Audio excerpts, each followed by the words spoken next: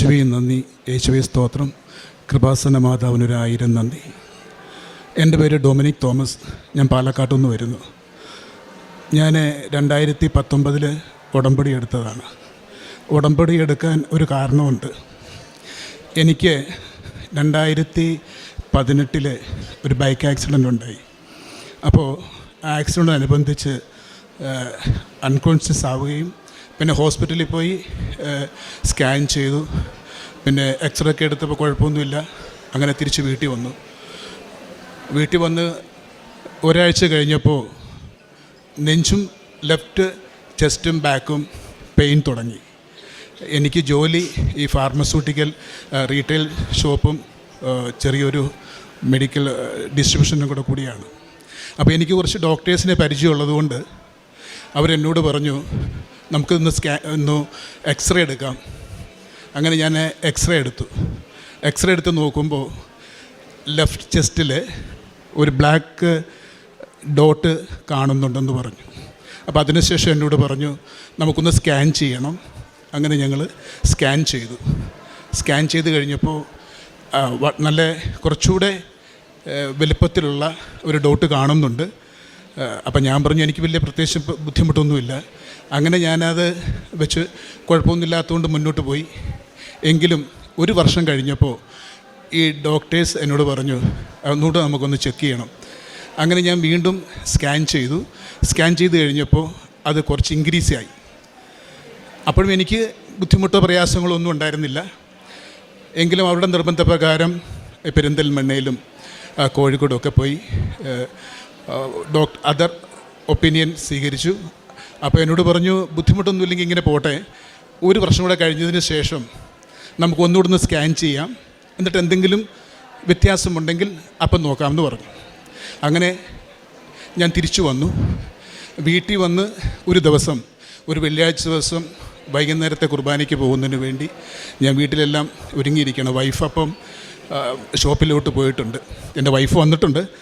Wife ഷോപ്പിലേക്ക് പോയി. അപ്പം ഞാൻ വീട്ടിലൊരു നായുണ്ട്, അതിൻ്റെ പുറകെ ഇങ്ങനെ കുറേ നേരം ഓടി കിടന്നപ്പോൾ പെട്ടെന്ന് എനിക്കൊരു കിതപ്പ് വന്നു.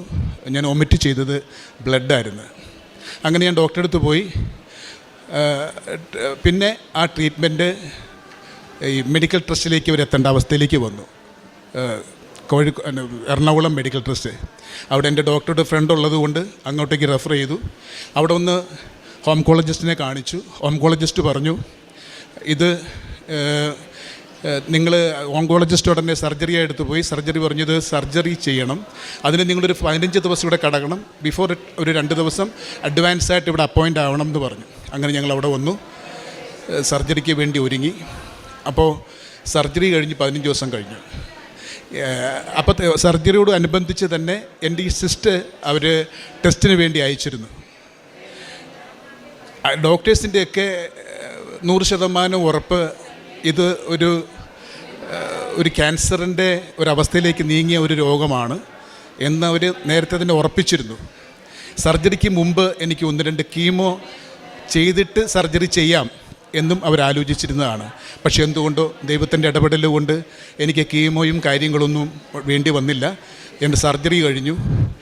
അവസാന റിസൾട്ട് വന്നത് യാതൊരുവിധ കോംപ്ലിക്കേഷനും ഇല്ലാത്ത ഒരു രോഗമാണ്. ഫർദർ ഞാൻ ഒരു മെഡിസിനും കഴിക്കണ്ട, ഈ സർജറിയോടനുബന്ധിച്ചുള്ള റെസ്റ്റും മെഡിസിനും മാത്രം കഴിച്ചാൽ മതി എന്ന് പറഞ്ഞിരുന്നു. അപ്പം ഞങ്ങൾ അവിടെ വെച്ച് തന്നെ തീരുമാനിച്ചിരുന്നു, ഇവിടെ വന്ന് സാക്ഷ്യം പറയണം. 2012 ഫെബ്രുവരി മാസത്തിലാണ് എൻ്റെ സർജറി കഴിഞ്ഞത്. 2022 ഫെബ്രുവരി മാസത്തിലാണ് എൻ്റെ സർജറി കഴിഞ്ഞത്. അതിനുശേഷം ഇവിടെ ഒന്ന് സാക്ഷ്യം പറയാമെന്ന് വിചാരിച്ചു. ഇതുവരെ നടന്നില്ല. അതിനിടയ്ക്ക് ഒത്തിരി അനുഗ്രഹങ്ങൾ മാതാവ് ചെയ്യുന്നുണ്ടായിരുന്നു. പക്ഷേ നമുക്ക് ചെയ്യുന്ന അനുഗ്രഹങ്ങളെ നമ്മൾ വ്യക്തതയോട് കാണാതെ പോകുന്നതാണ് മനുഷ്യൻ്റെ ഏറ്റവും വലിയ ദൗർബല്യം. അതിലേറ്റവും കൂടുതൽ പറയുന്നത്, ഞാനിങ്ങനെ നടക്കുന്നുണ്ടെങ്കിലും പോകുന്നുണ്ടെങ്കിലും എൻ്റെ ഭാര്യ വളരെ ശക്തമായി മാതാവിനോട് മധ്യസ്ഥം യാചിക്കുകയും സർവശക്തനായ ദൈവത്തിൻ്റെ അനുഗ്രഹം തേടി പ്രാർത്ഥിക്കുകയും ചെയ്തിരുന്നു. ആഴ്ചയ്ക്ക് ആശട്ടി വെള്ളം മാത്രം കുടിച്ച് മധ്യസ്ഥം യാചിച്ച് പ്രാർത്ഥിച്ചിരുന്നു. ഞങ്ങൾക്ക് വന്ന് ഉടമ്പടി എടുത്തതിന് ശേഷം ഒത്തിരി അനുഗ്രഹങ്ങൾ എനിക്ക് 2 പെൺകുഞ്ഞുങ്ങളാണ്. അപ്പം മോളുടെ ഒത്തിരി അനുഗ്രഹങ്ങൾ ദൈവം ഞങ്ങൾക്ക് ചൊരിഞ്ഞുകൊണ്ടിരുന്നു. പക്ഷെ അതൊന്നും മനസ്സിലാക്കാനുള്ള ഒരു വ്യക്തമായ ധാരണ നമുക്കുണ്ടാവുന്നില്ല. കാരണം നമ്മുടെ ജീവിതത്തോടു കൂടി മല്ലിട്ട് ഓടി നടക്കുമ്പം ദൈവമെന്ന് പറയുന്നതിനെ രണ്ടാമത് കണക്കാക്കുകയും ഞാനെന്ന വ്യക്തിയും എൻ്റെ പ്രവർത്തനവും ഒന്നായി മുന്നോട്ട് പോകുകയും ചെയ്യുന്നതാണ് നമ്മുടെ ഓരോരുത്തരുടെയും ജീവിതത്തിലെ പരാജയം. എൻ്റെ മോള് 3rd ഇയറിന് BDS പഠിക്കുന്ന സമയത്ത് ഒരു വിഷയം വളരെ ടഫാണ്. അവൾ വന്ന് പറഞ്ഞു, ഒരു കാരണവശാലും ഞാൻ ജയിക്കാൻ യാതൊരു സാഹചര്യവുമില്ല, അത്ര ടഫാണെന്ന് പറഞ്ഞു. എൻ്റെ വൈഫ് മോളെയും കൊണ്ട് ഇവിടെ വന്ന് പ്രാർത്ഥിച്ചു. എൻ്റെ മോള് മാതാവിനോട് പറഞ്ഞു, എൻ്റെ വിശ്വാസം നിന്നിൽ കൂടുതൽ ആർജിക്കാൻ എനിക്ക് ഒരു സാധാരണ മാർക്കെങ്കിലും തന്നെ എന്നെ ഇതിനെ വിജയിപ്പിക്കണമേ എന്നവൾ മധ്യസ്ഥം യാചിച്ച് പ്രാർത്ഥിച്ചു. ദൈവത്തിൻ്റെ അനുഗ്രഹത്താലും മാതാവിൻ്റെ കൃപയാലും BDS അവൾ നല്ല മാർക്കോടുകൂടി പാസ്സായി.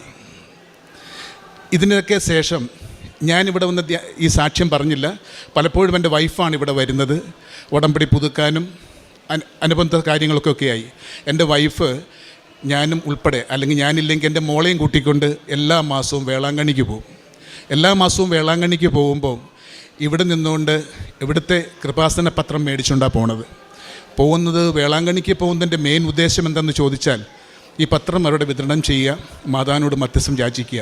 അങ്ങനെ കുറേ നാളുകൾ എൻ്റെ വൈഫ് ഇപ്പോഴും ചെയ്തുകൊണ്ടിരിക്കുന്നുണ്ട്.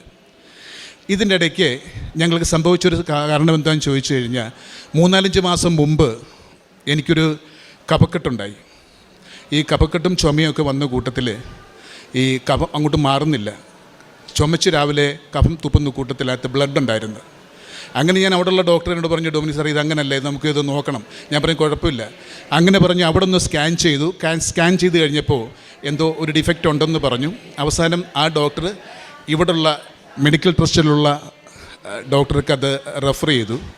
അപ്പോൾ ഡോക്ടർ എന്നോട്, ഇവിടെയുള്ള ഡോക്ടർ ആ ഡോക്ടറോട് പറഞ്ഞു, പുള്ളിയോട് വരാൻ ഇവിടെ അഡ്മിറ്റ് ആവണം, നമുക്കൊരു കൂടുതൽ ചെക്കിങ്ങിൻ്റെ ആവശ്യമുണ്ട്, ചിലപ്പം ഒരു ബ്രോങ്കോസ്കോപ്പിക്ക് ചെയ്യേണ്ടി വരും, അഥവാ ബ്രോങ്കോസ്കോപ്പിക്ക് ചെയ്ത് കഴിഞ്ഞാലും നമുക്കത് വ്യക്തമായിട്ട് അറിയുന്നില്ലെങ്കിൽ പെറ്റ് സ്കാൻ ചെയ്യേണ്ടി വരുമെന്ന് പറഞ്ഞു. ഞാൻ നേരത്തെ പെറ്റ് സ്കാൻ ചെയ്തതാണ് എൻ്റെ സർജറിക്ക് മുമ്പ്. അപ്പോൾ ശരി എന്ന് പറഞ്ഞിട്ട് 20-ാം തീയതി, നവംബർ മാസം 20-ാം തീയതി അവിടെ മെഡിക്കൽ ട്രസ്റ്റിൽ ഞങ്ങൾ ബുക്ക് ചെയ്തു. എങ്കിലും ഞാനും വൈഫും കൂടെ 18-ാം തീയതി ഇവിടെ വന്നു. ഞാനിവിടെ പലപ്പോഴും വന്നിട്ടുണ്ട്, ഇവിടെ ഞാൻ ധ്യാനം കൂടിയിട്ടുണ്ട്. പക്ഷെ എനിക്ക് ഒരു അവസരത്തിലും അച്ഛൻ്റെ മുന്നിൽ വന്ന് പ്രാർത്ഥിക്കാൻ ഒരു സാഹചര്യം ഉണ്ടായിരുന്നില്ല. അന്ന് 18-ാം തീയതി വരുമ്പോൾ ആ ബാക്ക് തൂണിൻ്റെ അവിടെ ഞാനിരിക്കുന്നു, വൈഫ് തൊട്ടിരിക്കുന്നു. എന്തോ പുള്ളി അങ്ങോട്ട് പോയി ഇങ്ങോട്ട് വന്നിട്ട് എന്നോട് പറഞ്ഞു, അച്ഛനോട് സംസാരിക്കാനുള്ള ഒരു സാഹചര്യമുണ്ട്, അതുകൊണ്ട് അങ്ങോട്ട് കയറി നിൽക്കുമെന്ന് പറഞ്ഞു. അപ്പം ഞാനിവിടെ നിന്നു. എനിക്ക് മുമ്പേ ആൾക്കാരൊക്കെ ഉണ്ടായിരുന്നു. 3:30 മണി സമയം. അപ്പോൾ ഇവിടെ വന്നു, ഞാനിവിടെ മുട്ടുകുത്തി നിന്ന് പ്രാർത്ഥിച്ചു. ഇവിടെ നിന്നു. അച്ഛൻ വന്നു, എൻ്റെ തലയിൽ വെച്ച് പ്രാർത്ഥിച്ചു. അവസാനം എന്നോട് ബട്ടൺസ് അഴിക്കാൻ പറഞ്ഞു. അപ്പോൾ എനിക്ക് ഭയങ്കര ബുദ്ധിമുട്ടുണ്ട്. ഈ സർജറി ഓപ്പൺ സർജറിയാണ്. ഇത് സെൻട്രൽ മുതൽ ബാക്ക് വരെ ഒരേപോലെ ഓപ്പൺ ചെയ്തിട്ടുള്ള അവസ്ഥ. എനിക്ക് ആ സമയത്തൊക്കെ നല്ല ബുദ്ധിമുട്ടുണ്ടായിരുന്നു. പക്ഷെ ഞാനിവിടെ വന്ന് മുട്ടുകുത്തി നിന്ന് അവിടെ നിന്നു. അച്ഛൻ അവിടെ നിന്നുകൊണ്ട് ആ വിരലുകൾ എൻ്റെ ഷർട്ടിൻ്റെ ബട്ടൺസ് അഴിക്കാൻ പറഞ്ഞു. ബട്ടൺസ് അഴിച്ചു. പുള്ളിയുടെ വിരലുകൾ എനിക്ക് ഏറ്റവും കൂടുതൽ ബുദ്ധിമുട്ടുള്ള ആ ഭാഗത്തേക്കാണ് കൊണ്ടുവച്ചത്. അവിടെ നിന്നുകൊണ്ട് പുള്ളി സാധാരണ അല്ലാത്ത കൂടുതൽ സമയം എനിക്ക് വേണ്ടി പ്രാർത്ഥിച്ചു എന്നെനിക്ക് തോന്നി. പക്ഷെ എനിക്ക് അപ്പം മുതൽ വളരെ ആശ്വാസം ഉണ്ടായിരുന്നു. എങ്കിലും ഞങ്ങൾ ഇവിടുന്ന് പ്രാർത്ഥനയെല്ലാം കഴിഞ്ഞു പോയി. 20-ാം തീയതി ഞങ്ങൾ രണ്ടുപേരും കൂടെ ഞങ്ങളുടെ സ്വാഭാവികമായി ഞങ്ങളുടെ ഒരു മാനസിക ചിന്ത എന്താണെന്ന് ചോദിച്ചു കഴിഞ്ഞാൽ, നമ്മുടെ ബുദ്ധിമുട്ടുകൾ മറ്റുള്ളവർ അറിയരുത്, നമ്മുടെ വേദനകളും യാതനകളും നമ്മൾ തന്നെ ഏറ്റെടുക്കുക, അത് ദൈവത്തിൽ സമർപ്പിക്കുക. ആ ഒരു ധാരണയിൽ എനിക്ക് ഒത്തിരി സഹോദരങ്ങളൊക്കെ ഉണ്ട്. എങ്കിൽ തന്നെയും വളരെ സീരിയസ് ആയി ഇതൊന്നും പറയാതെ ഞങ്ങൾ രണ്ടുപേരും കൂടെ വീണ്ടും താമസിക്കാനുള്ള സജ്ജീകരണത്തോടു കൂടി വീണ്ടും എറണാകുളം മെഡിക്കൽ ട്രസ്റ്റിലേക്ക് വന്നു. അവിടെ വന്നു, ഓങ്കോളജിസ്റ്റിനെ കണ്ടു. വളരെ വ്യക്തമായിട്ട് എന്നെ അറിയാവുന്ന ആളാണ്. അദ്ദേഹം എന്നോട് പറഞ്ഞു, നമുക്കൊരു കാര്യം ചെയ്യാം, നമുക്കൊരു പൾമോളജിസ്റ്റിനെ കാണിക്കാം, അദ്ദേഹത്തിൻ്റെ ഒപ്പീനിയൻ അനുസരിച്ച് നമുക്ക് ചെയ്യാം, എന്നിട്ട് നമുക്ക് മുന്നോട്ട് പോകാമെന്ന് പറഞ്ഞു. അങ്ങനെ ഞാൻ പൾമോളജിസ്റ്റിനെ കണ്ടു. അദ്ദേഹത്തിൻ്റെ അവിടെ നിന്ന് സംസാരിച്ചു. അദ്ദേഹം ഞാനിവിടെ നിന്ന് എടുത്ത സ്കാനിങ് പിക്ചറും റിപ്പോർട്ടും കൊണ്ടുപോയിരുന്നു. അദ്ദേഹം ഈ സ്കാനിങ് പിക്ചർ നോക്കി, പിന്നെ ഈ റിപ്പോർട്ട് നോക്കിയിട്ട് പറഞ്ഞു, സ്കാനിങ് പിക്ചർ നിങ്ങളുടേതാണ്, ബട്ട് ഈ സ്കാനിങ് റിപ്പോർട്ട് നിങ്ങളുടേതല്ല, നിങ്ങളുടെ പേര് മാത്രമേ അതിനകത്തുള്ളൂ, അതിനകത്ത് എഴുതിയിരിക്കുന്ന ഒരു സംഭവം ഇതിൽ കാണുന്നില്ലെന്ന് പറഞ്ഞു. അങ്ങനെ പുള്ളി ഒരു സെക്കൻഡ് ഒപ്പീനിയന് വേണ്ടി ഒരു റേഡിയോളജിസ്റ്റിൻ്റെ കയ്യിൽ ആ റിപ്പോർട്ടുകൾ കൊടുത്തു. ആ റേഡിയോളജിസ്റ്റും രണ്ടുപേരും കൂടെ വെരിഫൈ ചെയ്തതിന് ശേഷം എന്നെ അദ്ദേഹം വിളിച്ചിട്ട് പറഞ്ഞു, ഞാൻ നിങ്ങൾക്കിപ്പോൾ രോഗമൊന്നും കാണുന്നില്ല, ഞാൻ നിങ്ങൾക്കൊരു ആൻറ്റിബയോട്ടിക് തരാം, ഈ കഫക്കെട്ടൊക്കെ ഉള്ളതുകൊണ്ട് നിങ്ങൾക്കൊരു ആൻറ്റിബയോട്ടിക് തരാം, അത് കഴിക്കുക, അല്ലാതെ രോഗമില്ലാത്ത ഒരാൾക്ക് ഞാൻ എന്ത് ബ്രോങ്കോസ്കോപ്പിക്ക് ചെയ്യാനാണ്. യേശുവേ നന്ദി. അത് കേട്ട് ഞങ്ങൾ പ്രാർത്ഥനയോടുകൂടി അന്ന് തന്നെ അവിടെ താമസിക്കണം, ടെസ്റ്റ് ചെയ്യണം എന്നൊക്കെ വിചാരിച്ചിരുന്ന് ഞങ്ങൾ അന്ന് തന്നെ അവിടെ നിന്ന് തിരിച്ച് വീട്ടിലേക്ക് വന്നു.